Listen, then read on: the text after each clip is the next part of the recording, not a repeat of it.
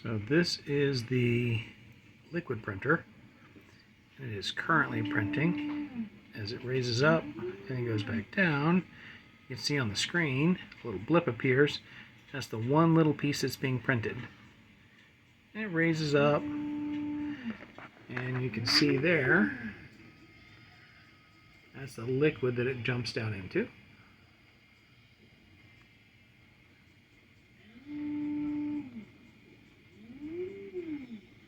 Then, whoosh, over here we have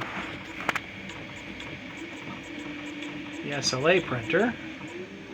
It is busily manufacturing another set of models. This one will take about 4 days to finish that print run,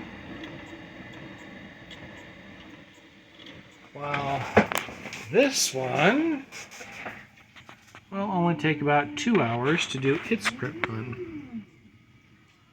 And almost done. There you go.